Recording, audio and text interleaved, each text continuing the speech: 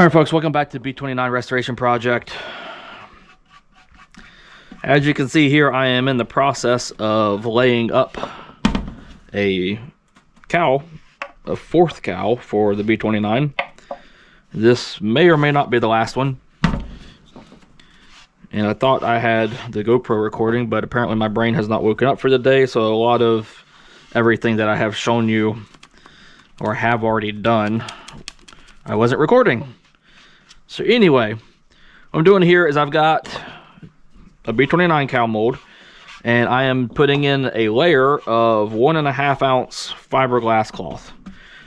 Technically it's a 1.43 ounce cloth. It's a style 1080. It's a plain weave. Like there's not a whole lot special about it.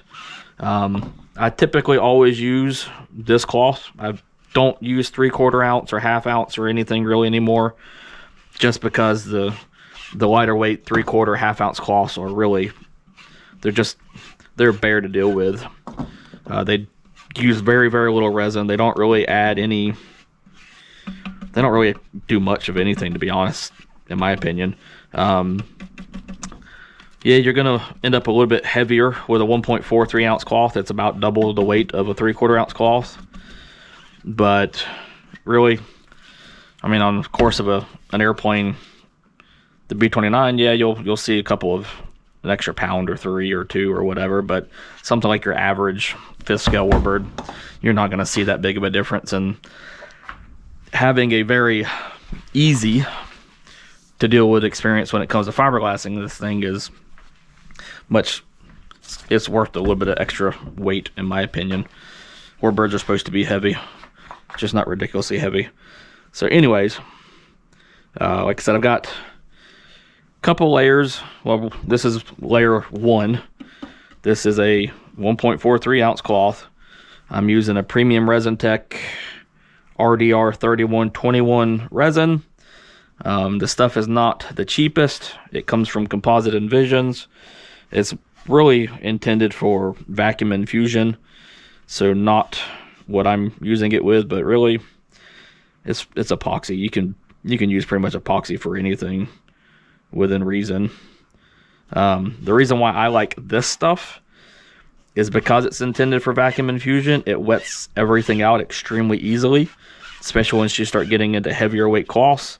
This stuff is just a joy to work with. You really don't have to fight it to get it into some of the thicker or the tighter weave fabrics. Like I said, it's not the cheapest. I buy it by 5-gallon pails at a time because I go through a lot of it when I'm doing the composite stuff for scratch building and cowls and all that stuff. So like I said, RDR 3121 from Premium Resin Tech, sourced from Composite Envisions. I am using their, I think it's a 9386-99 epoxy, or not epoxy, but hardener. It gives you a relatively good working time. Again, well, you're not going to want to mix a whole cup of this stuff, like a 6 or 8 ounce cup. In the case of this cowl, I'm doing 36 grams of resin and then 12 grams of hardener, so 48 grams of epoxy total mixed together. And by the time you start getting as far along with the first layer, this really lightweight stuff like I am right now, the epoxy is starting to kind of gel over, because really most of the time it's just sitting in the cup. And the longer it sits in the cup, the quicker the exotherm reaction causes it to cure, which is why you only want to mix as much as you can use within its pot life, and the bigger the pot, the shorter the pot life. In this instance, I started this cowl layup about half an hour ago, and I am just now getting through the first layer of fiberglass. And there's still quite a few more layers to go, but this, for now, I'm going to leave this unwet out for now, And what I'm going to do is I'm going to take this opportunity to put our second layer of fiberglass, which is a 6 ounce style 3733. I'm going to put that here along the nose bowl area.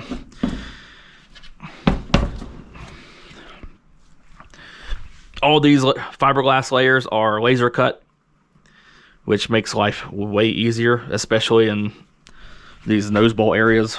You can see we've just got quarter circles here. This makes it to where putting this nose bowl together with fabric is really nice. The very first one I did, I used little pieces of square material, and there's like 30 pieces of square material that you're going in there trying to get it to make a nice semicircle and not have jagged shards sticking up everywhere. It was doable, but man, it was a headache. I decided, since I have 4 of these things to do, well, 3 more, maybe 1 more after this, I don't know. I'll talk about that here in a minute. But since I had 4 of these things total to do, I decided that I was going to spend the time to draw up the CAD stuff to where I could laser cut all of the fiberglass layers and do these little semicircles like this piece to make my life a little bit easier. And I am very grateful I did, because this has become much simpler to deal with. You know, we're probably looking at the back of the work table that I'm using. So as you can see, I didn't put any epoxy down. I'm just letting this 6 ounce cloth soak up the excess resin from the first layer. And we've got that. What I'm going to do is I'm going to rotate it. I'm going to do the exact same thing here on the other side. So this layup, once complete, will be 1 layer of 1.5 ounce fiberglass, followed by a layer of 6 ounce fiberglass in the nose bowl area, this area that I'm working in right now. And then it will be followed up with the flat areas of the cowl that don't get the first layer of 6 ounce. We'll get a 1K 3K hybrid carbon. I get that from Solar Composites. That is SOLLER. They're somewhere up in the Northeast. The reason why I'm using a hybrid 1K 3K instead of just a full-on 1K is all about price. A 1K carbon, I believe the last I looked, is about $180 a yard, sometimes more. The 1K 3K hybrid is $80 a yard. So it's a significant price difference. And the reason why I don't use a full 3K is weight. The 1K 3K is about, I want to say half to 30 to 50% the weight of a full 3K carbon. And continuing on with the layup schedule, once we have the 1K 3K hybrid in there, there's also about a 3-inch wide strip of full 3K carbon that goes all along the back edge of the cowl, and that's just to provide a little bit of extra rigidity and some stiffness and thickness all along the back where the mounting bolts screws will be for the cowl. So we've got those 2 layers in. As you can see, they're soaking up a decent amount of epoxy. Really, they could use a little bit more. I could steal some from other areas, but I'm going to go ahead and mix up another pot because I need to get this area wet out anyway. And then those areas in the 6 ounce cloth will really start soaking up the epoxy pretty quickly. So this is one of those instances where only mix up as much as you can use at a time. So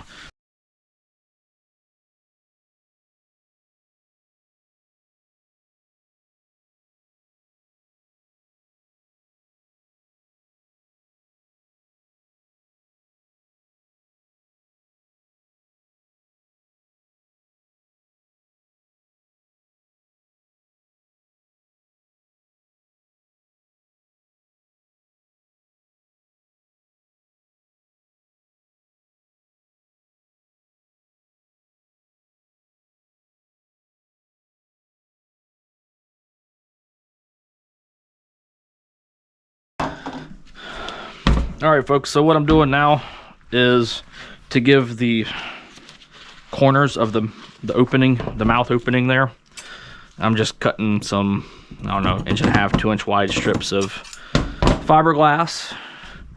And then what I'm doing is I'm just wrapping it around the corner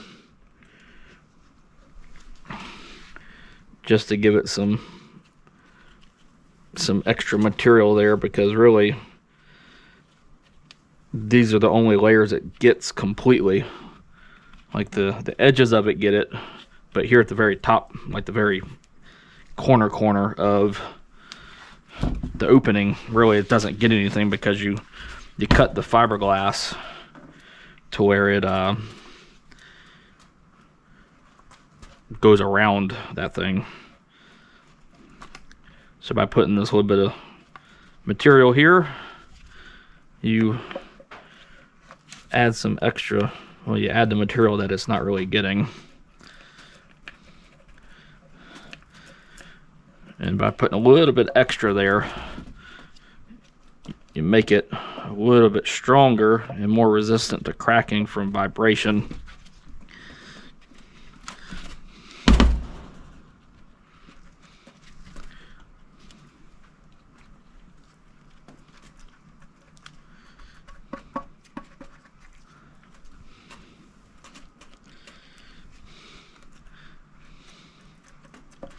So the next layer to go on after this will be the 3K carbon fiber strip that goes along the back edge of the cowl.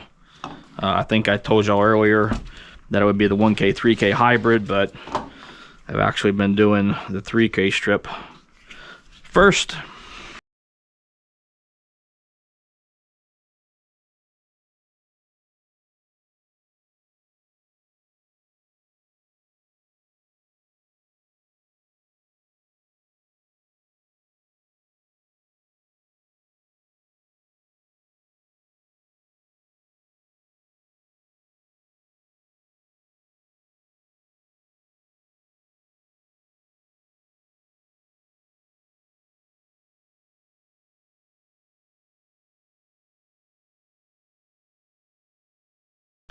Here we've got the 3K ring of carbon in. Now we're going to do the 1K 3K hybrid. As you can see, this has an outline of orange. What I do with a carbon or a fiberglass, well, mostly a carbon that's not stabilized with a weave, is I put very, very narrow masking tape. I think this is 1/4 inch. And then I cut down the center of it, and that just helps hold the weave in. And then this instance, I will put it here in the cowl, and then I'm going to purposely distort it so it kind of follows the shape of the rear of the cowl, and then focus in mostly here at the front to get rid of the wrinkles. And again, the overlap with this is going to be in the top and bottom center of the cowl itself.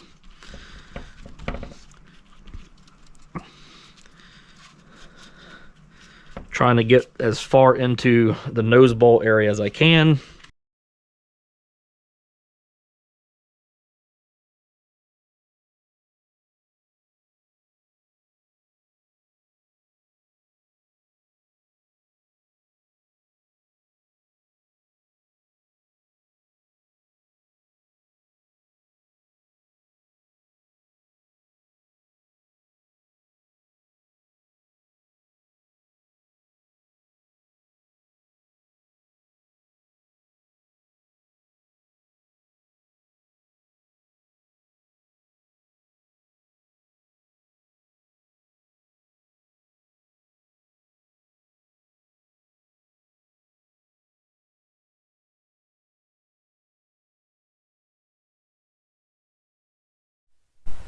Alright folks, sorry about that. The battery went dead just as I was finishing up mixing the last pot of epoxy. So anyways, the cowl layup is now done. Just to kind of do a quick recap for those that this was too long to watch, didn't watch. Layup schedule is 1 layer of 1.5 ounce fiberglass, followed by a single layer of 6 ounce fiberglass up in the nose bowl area. And then it's a 3-inch wide strip of 3K carbon fiber all the way around the back edge. And then it's a layer of 1K, 3K hybrid carbon everywhere on the sides of the cowl, followed by another layer of 6 ounce fiberglass in just a nose bowl. And then everything is covered by another 6 ounce layer of fiberglass where all the carbon is. The epoxy I use is Premium Resin Tech, their RDR 3121 RTM system, and it's the RDH 938699 hardener. I believe that gives you about a 20-minute pot life, maybe 30. Mix small batches that you can use if you have a big flat area that you're gonna, with a heavyweight cloth, you can obviously mix more. Like it's one of those things, the more you do it, the better you get at it, and the more you know how much is enough. They also sell some stuff like these pigments where you can dye your epoxy. I've got a couple of those for other things. This stuff comes from Composite Envisions. My fiberglass, this 1.5 ounce, it's technically a 1.43 ounce style 1080 that comes from Thayer-Craft. My carbon either comes from Solar Composites, if you want some of the weirder stuff like the 1K, 3K hybrids, or if you want some fiberglass or Kevlar carbon hybrids that are dyed different colors, you can get a lot of Solar Composites has a lot of interesting stuff. They are SOLLER composites. And Composite Envisions also has a lot of unique carbon hybrids and styles of carbon with like some colored threads and all kinds of stuff. And they got a lot of really cool stuff too. So I pretty much bounce back and forth between Composite Envisions and Solar Composites for the carbon and Kevlar and stuff. Tools, mixing cups. These white cups, you can see you've got a stash of them down there.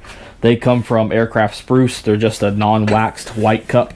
You can also use just some cheap bowls from Home Depot, or not Home Depot, but from Walmart or whatever. I mean, it's just a bowl. We're not doing anything that you're gonna, if you get, like, those bowls are waxed, but you know, the wax that comes off of it's not that big of a deal. The mixing sticks I have are from West Systems. I don't know if I have a clean one here or not. Let's see here. What do we got? There we go. That's a unused one. It's plastic. They're reusable. Again, they come from West Systems. They used to sell them in bags of 100. I don't think they do anymore. But these things are awesome. You can just flex them and the epoxy pops right off. And then brushes. Literally, just go buy some cheap chip brushes. I get boxes of them off of Amazon. I think it's a box of 100 for like $15 or whatever. You're gonna go through a bunch of them, and then you just trim down the bristles toward about the width of your thumb ish. Works great for doing stuff inside here. 2-inch and 1-inch are the ones I use the most.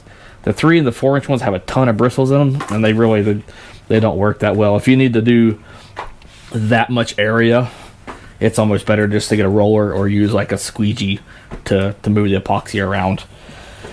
And then really good pairs of scissors. Again, I've got different scissors for different things. These are just some decent fabric scissors.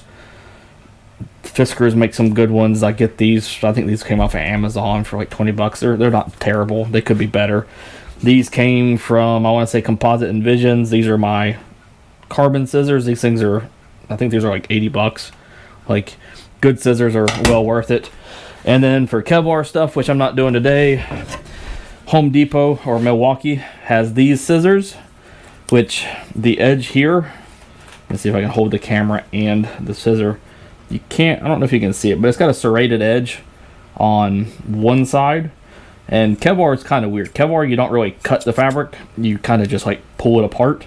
So the serrated edge kind of holds the Kevlar, while this side we'll use the word cut, or shears it away, for lack of a better term. Kevlar is weird. Again, these Milwaukee, I want to say they're like $25, $30. Home Depot, they work really well. I don't use the Kevlar silver, or the Kevlar scissors are only used for Kevlar. Carbon's only for carbon. Fiberglass is only for fiberglass. And then I have separate scissors for like paper and plastic and all that other crap. I don't mix my scissors around. But anyways, that's cowl number 4. Like I said, the very first one I did is about 1.5 pounds. These cows are coming out about 3/4 pounds. Most likely, as much as I really don't want to do it, I'm going to probably end up making a 5th cowl just to have it. Actually, a 5th cowl so I can have equal weight cowls for the whole airplane.